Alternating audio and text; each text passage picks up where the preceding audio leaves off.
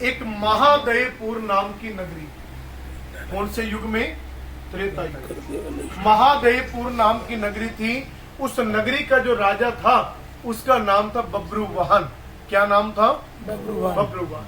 क्षत्रिय धर्म का वो राजा पालन करता था। एक दिन सेना के साथ जंगल में शिकार करने के लिए अनेक प्रकार के पेड़ों से भरे हुए जंगल में राजा ने प्रवेश किया।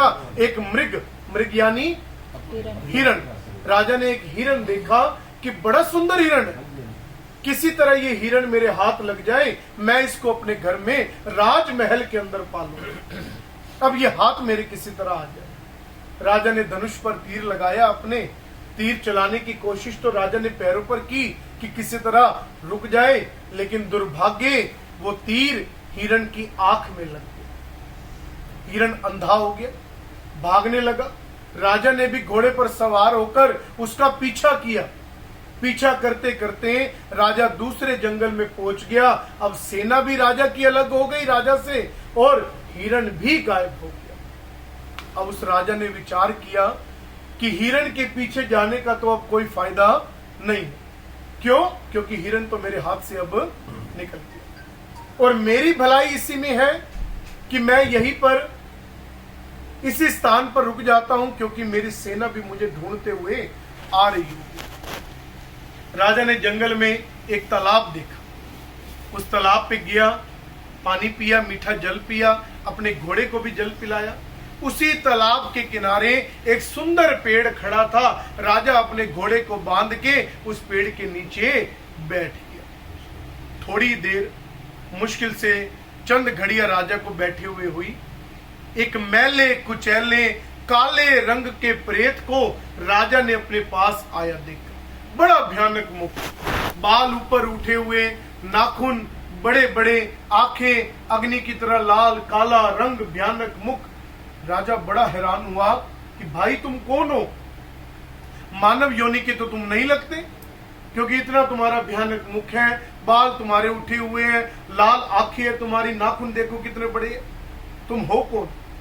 वो प्रेत कहने लगा, राजन मैं तुमको सब बताता हूं। मेरा नाम सुदेव है, मेरी जाति वैश्य।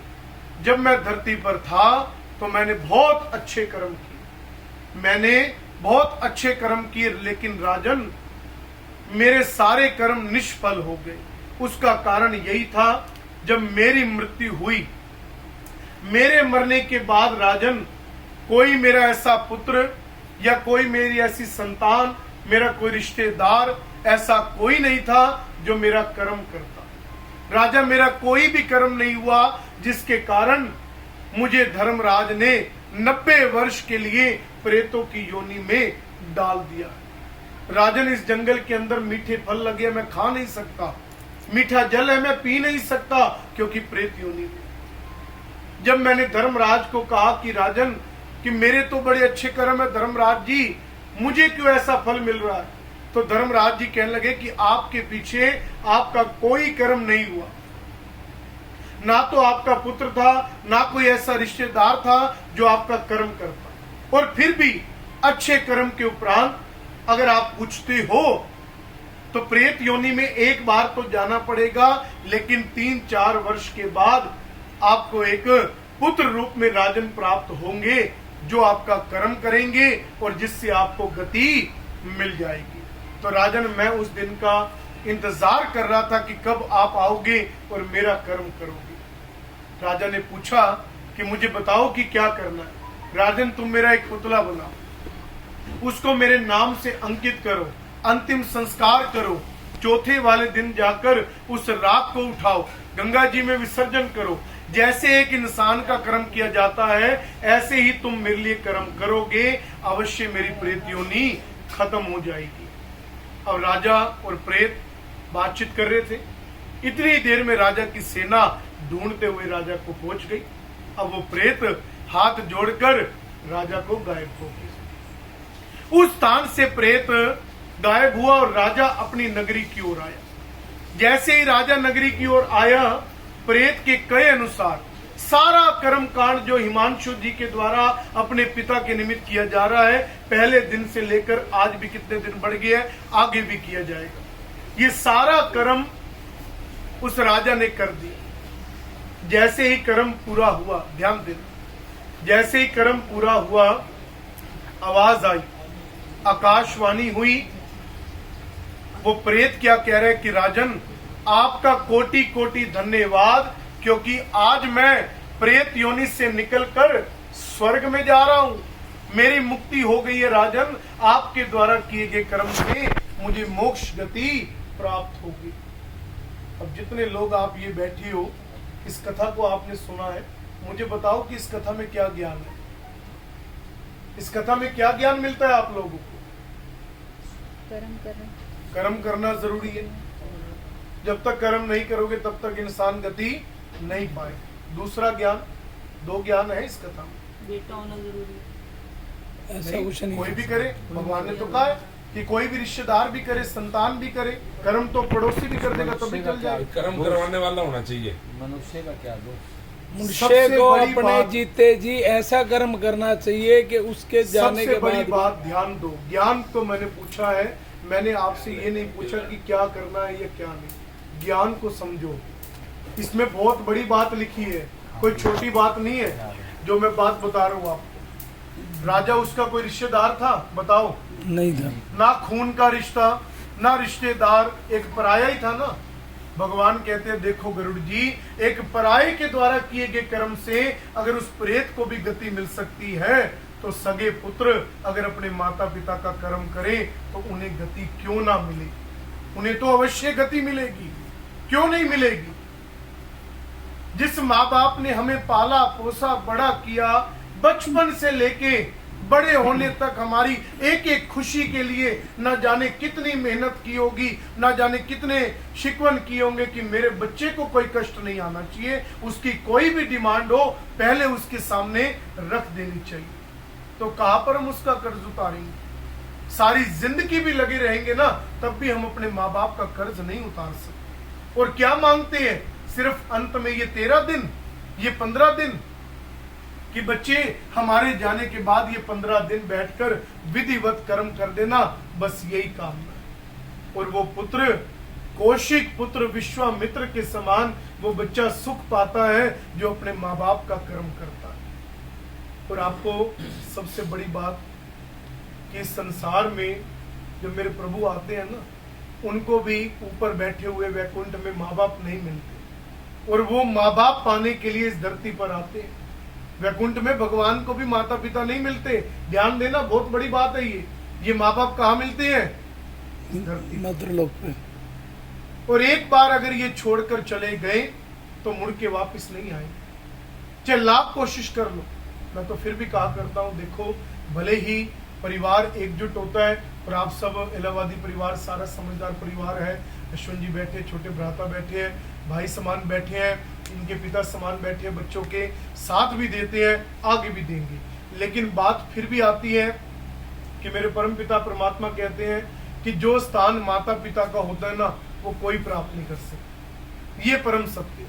चाहे भले ही लाख बार कोई ना कह दे कि चिंता ना करो, बैठा नहीं हूं, लेकिन नहीं, अपनी माँ जैसी कोई माँ नहीं होती, और अपने पिता जैसा कोई पिता नहीं होता। और पिता, विभिन्न प्रकार की क्रियाएं हमें देखने को मिलती है लोगों के घर में, क्योंकि जा जाकर ये ज्ञान दृश्य जब हमारे सामने होता है ना, तो ये सामने दिखता है कि माँ बाप क्या है, माता पिता क्या है।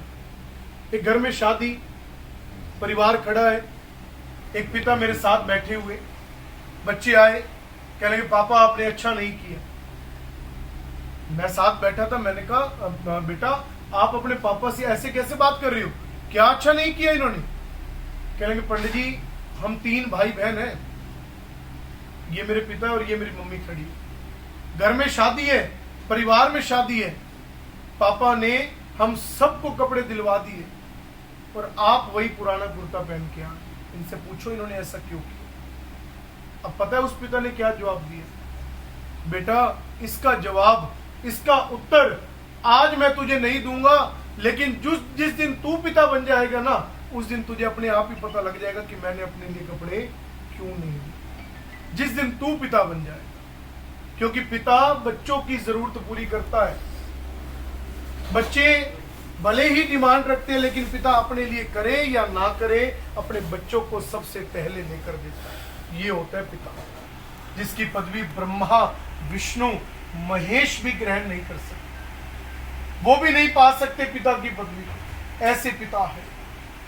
और संसार में हम क्या कहें कि जीवन के अंदर हमने भगवान को तो नहीं देखा, लेकिन देखा है तो सिर्फ माता पिता को देखा है, और इन्हीं के रूप में भगवान दिखे हैं, इन्हीं के दर्शन हुए हैं। और मैं तो उस बच्चे को भी बड़ा सौभाग्यशाली समझता हूं जो अपने माँ बाप की सेवा करता है, माता पिता के प्रति आस्था रखता है। रामचरितमानस भी कहते हैं, भगवान राम जी का भी नियम था सुबह उठकर माँ बाप के चरणों में सिर नवाना, कि प्रात काल उठकर रघुनाथा, मात पिता गुर सिर ना वही माथा। नियम था भगवान का। और जब राजा दशरथ छोड़कर भी चले गए ना, शरीर से तो नहीं है अब, क्योंकि शरीर तो जा चुका, उनकी तस्वीर के आगे रोज सुबह उठकर मेरे प्रभु राम हाथ जोड़कर नमस्कार नतमस्तक हो। और ये नियम हमको भी निभाना चाहिए। जब तक हमारे माँ बाप हैं, हम उनके चरणों में सिर नवाएं। और ये छोड़कर चले गए तो एक तस्वीर रूपी जो याद है, उसके आगे रोज बच्चे का नियम होना चाहिए, सुबह जब उठता है नहा धोकर अपने माता पिता की तस्वीर के आगे हाथ जोड़कर नतमस्तक अगर होगा। और मैं दावे से कह सकता हूं, पूरी जिंदगी में, पूरे दिन में कुछ भी काम अगर वो बच्चा करने जा रहा है ना, उसका जरूर सफल होगा, क्योंकि माँ बाप का आशीर्वाद लेकर जा रहा है, माता पिता का आशीर्वाद लेकर जा रहा है। असफल वो कभी नहीं हो सकता, सफलता का रूप लेता है जब माँ बाप का आशीर्वाद हमारे ऊपर आ जाता है। कहाँ पे हम तुलना करें। सुबह सवेरे हमारे माता पिता घर से निकलते कहते हैं, रसोई में माँ नियम निभाती है और धूप में पिता नियम निभाता है, तब जाके बड़ी मुश्किल से एक बच्चा पलता है। आज एक एक बच्चा पालने में भी हमें कैसे लगता है, सोचते हैं ना, लेकिन विचार करो कि हमारे माँ बाप ने हमें 2-2, 3-3, 4-4, 5-5 भी पाले, और उस समय तो कैसे मेहनत करनी पड़ती थी, शायद मुझे बताने की जरूरत नहीं है, आप खुद समझदार हैं कैसे उस समय मेहनत कर करके बच्चों को पाला जाता। तो कहां पर हम उनका कर्ज उतारें कि पिता ब्रह्मा, पिता विष्णु,